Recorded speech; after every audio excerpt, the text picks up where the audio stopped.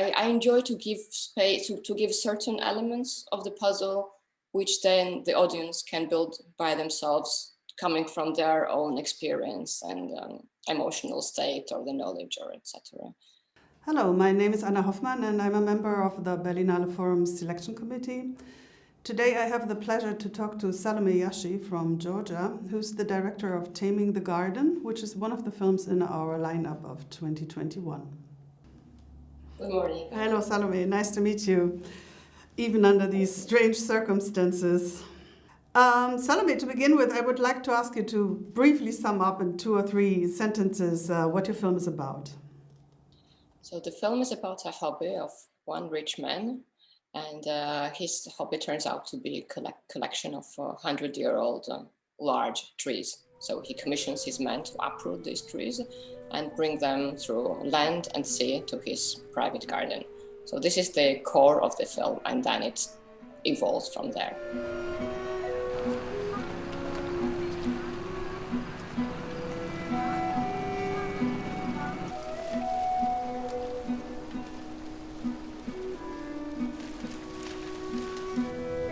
Your film is a documentary, and that comes with maybe other challenges than a fiction film. Did you have to face any challenges during the shooting?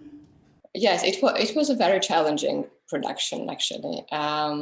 Also because this person, the billionaire, his name is Bidzina Ivanishvili, he's also a former prime minister of Georgia, and he still is the shadow political ruler of the country, even if he claims he is not.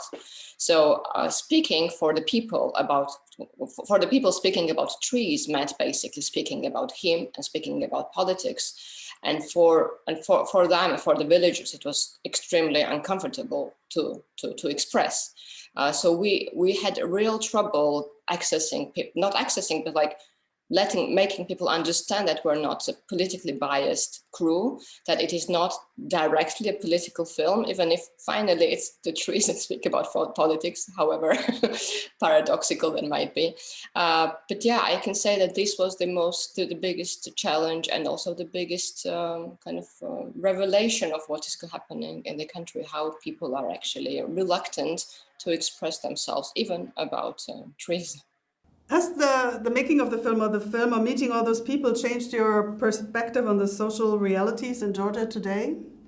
I realized that we still live in an extremely fragile democracy. We inherited this Soviet culture, so to say, where you should not speak badly about a person who's above you in hierarchy. And this is what we have still right now. I mean, there were many people who would just say, who am I to resist to him? Or who am I to speak of him? And he was mentioned as him, even without a name very often. That they're not free to express, they're not free in their minds, I think. And the poverty is very present in this country. And so most of the people who were involved in the process of tree transplantation were paid a compensation. So even a slightest compensation for them was a huge thing. So yeah, that was also one more discovery, so to say, that people are really on the line of poverty. Besides the people, I think for me it's also the trees that are the protagonists of your film, and it's the camera that makes them protagonists. And I can imagine that the situation on set was sometimes unruly, and yet you created very beautiful images. Can you speak a little bit about how you worked on set? When you ask about challenges, so this was another challenge to work on the set, actually. It was an extremely, it was a film that could not be planned, and production could never really properly be planned because of the nature of the works. In one part, it was we had quite a lot of time because much of these works are repetitive. For example, drilling of the trees, which was happening for days and days. But the actual movement of the tree, of course, it happens only once, and one particular tree moves once, right? And it's a major filming opportunity. So it was It was very much about running and trying to find the best position. It was really interesting, you know. I would like to mention something about the dimensions, because when you film a person, as he or she moves towards you, you can anticipate the framing, you can anticipate where it will stand. But as the tree moves, it was so interesting. We could never properly anticipate how it would appear in the frame. Because when we look up, actually, like to a tree that stands, we have a certain understanding of dimension. But actually, I discovered that it is not the correct understanding of the dimension, because as soon as it changes the position, your understanding does not match the reality anymore. For example, when I first saw a tree move slightly, even if I was anticipating it, we were filming, I felt dizzy and I had a feeling of vomiting. It happened really naturally. So I realized that so much it shifts the pillar, the axis, you know, that it makes you feel totally dizzy and sick. You also pay a lot of attention to sound, the creaking of the wood, and you added music in some scenes. Can you explain your ideas behind this selection? Yes, so with music, I worked with my friend and colleague Celia Strom, and it was really an interesting collaboration, because what she was proposing and what we were discussing, what she was proposing, it was very much in the direction of the film. For example, when she saw for the first time the scene of the smoke, this piece from Stockhausen was the first that came to her mind, and it stayed there because it's really this music leads us, this music as well as the scene itself of the smoke leads the audience into a fairy tale. So we basically wanted to set up a different world, a world of a fairy tale where everything evolves. So that was the idea for the first music. And then at the end, it was very clear for me that I wanted to kind of subvert the ending and make it a triumph of the winner.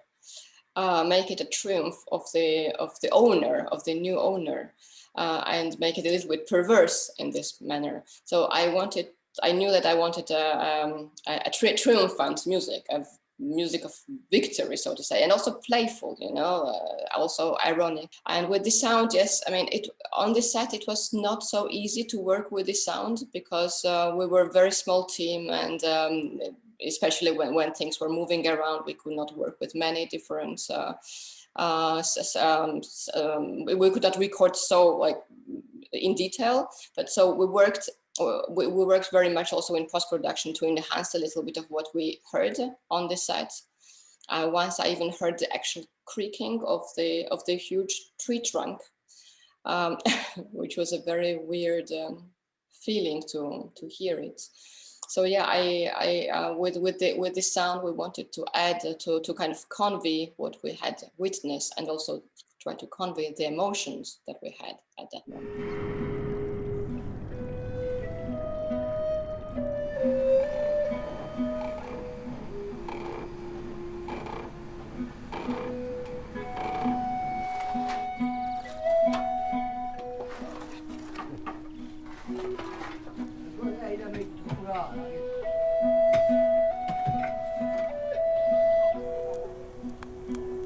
Behind the story of the uprooting of the trees and the garden, for me there are a lot of fundamental questions lingering. You could see it from an ecology, climate change perspective.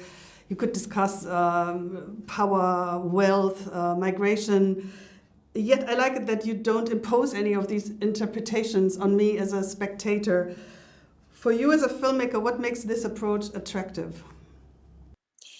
For me, it's like, you know, when you're at home, maybe tidying up things, and you're thinking about something, and at some moment this thought kind of stops, and you forgot what you were thinking about, and in a way a way to remember what you were thinking about is to go and stand in the same spot where you had this thought, and then you stand in this spot, and the thought kind of comes back to you.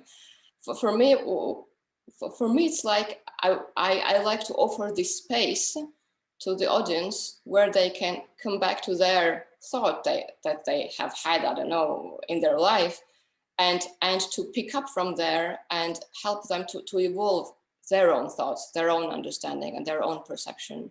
There are so many motivations that people have for their actions. There are so many reasons, so many facades and layers. I like to expose this, not expose, but kind of give space to these layers and to these motivations, and to make the film finally a bit contemplative and evocative. Normally, I think I would have asked you how your trip to Sundance was. Your film has been presented in the online version of the festival. I take it you also only took part online in it. Still, I would like to ask you what your future plans are, and if there are any more plans for the release of this film. So yes, we plan to release the film in Georgia, in Germany, in Switzerland, which are the co-production countries, as well as in UK, and then we'll see.